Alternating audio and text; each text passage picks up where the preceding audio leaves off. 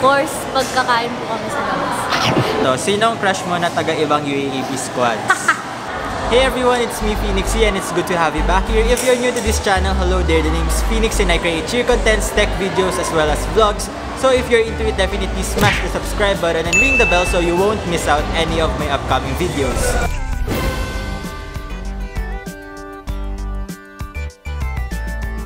So welcome to another Cheerleader Spotlight where we feature some of the best cheerleaders here in the Philippines. And for today, I'm with Cheyenne of the UE Pep Squad. Introduce yourself muna pala. Kailan ka nag-start mag-cheerleading? Gano'n ka nakatagal nag-cheerleading? Oh, hi guys! I'm Cheyenne Ira J. Dinrasan from RHS Pep Squad, Phoenix Pep Squad po. So, nag-start po ako nung high school po, since first year high school. Actually po, akala ko po kasi mamimigay ng flyer.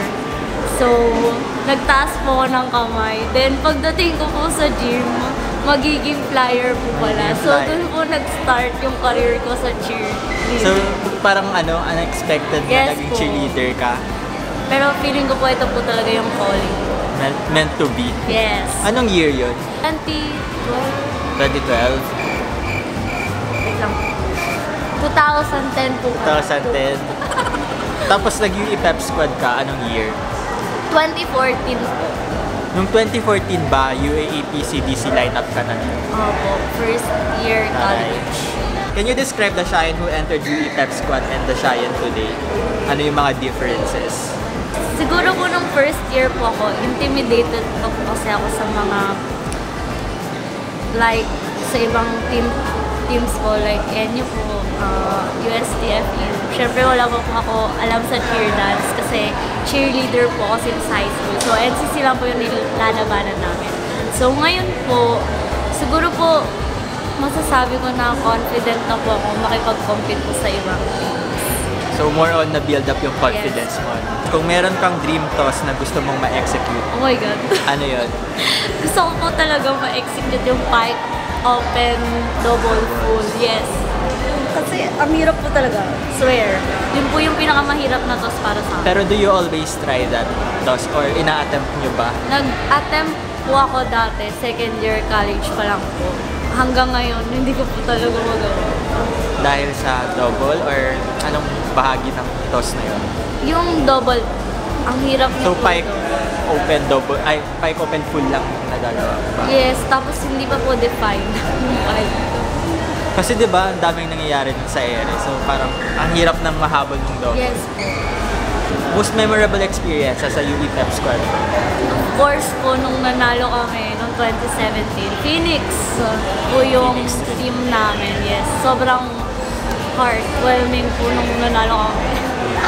Kasi 'di ba, ang tagal na podium drought ng UE. Yes tapos po. Ilang decades po before po kami nakatapak ulit sa podium. Favorite thing that you love doing with your teammates and sino yung madalas mong kasama? Okay, of course, pagkakain po kami sa labas. Sa training po, pag po magbibiroan po kami, ganun, every part naman po ng training, favorite ko po. As long as sila yung kasama ko. And favorite kong kasama, of course, yung mga batchmates ko po. Ano sa tingin mo yung key characteristics na kailangan taglayin ng isang cheerleader to survive? Ang dami po kasi kailangan pag gusto mo magstay. Siguro po yung dedication mo, yung commitment, and discipline. Ang dami po na. Favorite cheer skill? Double twist. Sa tosses. Sa tosses. When it comes to stance po, bow and arrow, double down.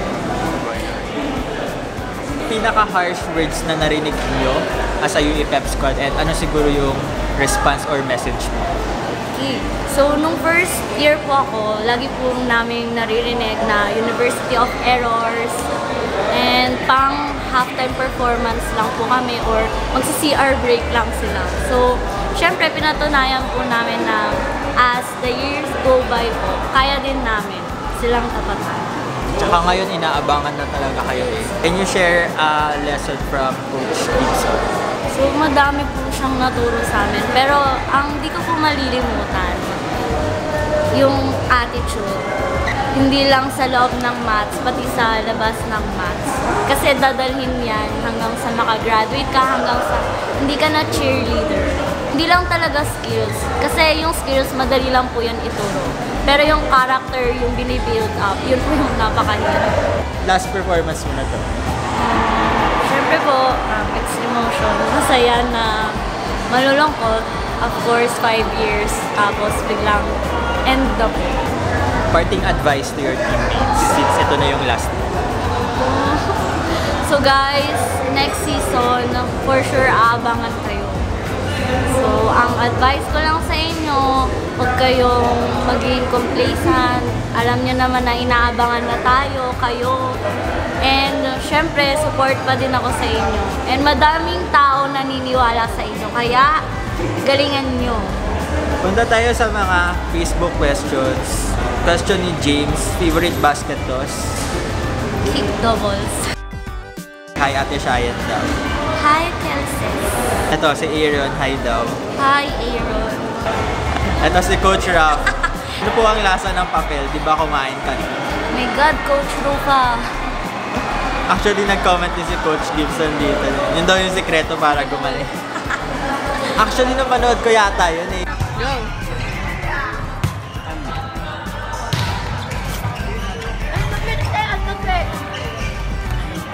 Gandaan mo, galingan mo ah.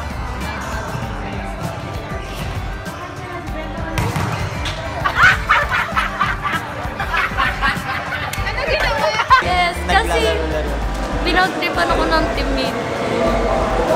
Hindi mo alam na... Magic daw kasi, sabi niya magic. Pagka-open ko, Sinubo sa'yo. Ito kay Jay, paano mo po napapanatili yung pagiging malakas kumain? basic J. Malakas ba kumain? Actually po. Lagi po akong pinapagalitan ng mga coaches ko dyan. Kasi di ba parang may weight limit Yes yan? po. Pag sinabing diet, siya na agad. Kay Shayan lahat ng mata. Yes. Shoutout mo daw si Jay. Hi, Jay. At si Lawrence. Lawrence from UST. Kay Earl, sabi niya, gaano daw kaganda yung boses mo? Sample daw. Huwag na, baka makasira pa ako ng araw. Inigigil mo daw si Coach Gibson. Labangon niya ni Coach. Bakit po ang cutie niyo? Pa-shoutout po, ate siya. Si Jenny Ann. Hi, Jenny Ann from Stingrays. Anong pinakamahirap na toss para sa'yo? Yun nga po, bike open double. Why did you join cheerleading? Aksidente. Accident. By accident po siya naging Yes, cheerleader, guys. unexpected. Magaling ka daw sumayaw. Wala ako sa Sample. beat. Wala ako sa beat. Yung ba yung kinakonsider mong pinaka-weakness among the 5 elements? Yes, dance po talaga. Yung siguro po yung team po, nahihirapan kami mag-isip ng mga choreo na Angkop. opo. Siguro yung eye-catching po talaga. Mahirap po talaga mag-isip eh. Tsaka actually, parang halos lahat ng team, halos na-perform na yun. So, mahirap mag-isip Yes. ng bago. Mahirap talaga siya, guys. So, sino ang crush mo na taga-ibang UAAP squads? Or kanino ka nakikyutan? Bawal daw sa mga ka-squad mo. Bawal, of course, wala namang cute. Chos. Sa iba, before pa second year ako kay Frank sa UST Pep. Pero wala na yun, guys. Frank I have... Jimenez? No, Frank Jim Bisnar. Bisnar. Yes, pero may bagong crush na. Maintindihan yung tanong? Gaano ka yaw ang jutot? Kung gaano daw po kabaho yung utot ko. Palautot mo kasi. Okay. What's your favorite CDC routine of UE Pep Squad? Gypsy 2016. Kurt Vincent Magtoto, hello daw. Hi, Kurt from RHS. Memorize mo talaga kung galing sila sa YouTube questions tayo. Uy, ang dami. Meron pa lang yan. Ito, hello po, these are my questions po. Ilang years na po kayong nag-train sa UE Pep Squad? How was the training po? Almost 5 years na po. So, last ko na ngayon. Training, syempre, hindi ko masabi. Depende sa inyo. Pero sa akin, mahirap. How many years na po kayong nag-compete sa UAAP CDC? 5. 5 din. So, gamit na gamit ka talaga ng UE Pep Squad. How was the experience po during your time competing and the succeeding year? Feeling ko po, for me, yung UE Pep Squad, as the years go by, nag-i-improve and not just nag-i-improve. Talagang pinapakita na pwede pumasok sa podium finish. In your own opinion, what was the year or theme na sa tingin nyo pwedeng pinaka-best during your time as a cheerleader? Yung gypsy po, if it wasn't for the pyramid po, yung second pyramid na fall, siguro po nakapasok po kami that time. Anong sekreto ng UE sa magagandang toses? Kailangan ko po ba sabihin? Malalaman nyo na. Top secret yata, guys. Yes, hindi pwede, no. Do you think the second pyramid of UE last 2018 could have been saved? 2018. Ano po yung second? Yes. 2018. Yung tatlo yata yun eh. Yes, 9 girls po kasi yun. So, of course, kung ginamitan ng discarded that time, feeling ko masisave yung part na yun. Parang yun ba yung hindi nasuot sa shoulders? Yes.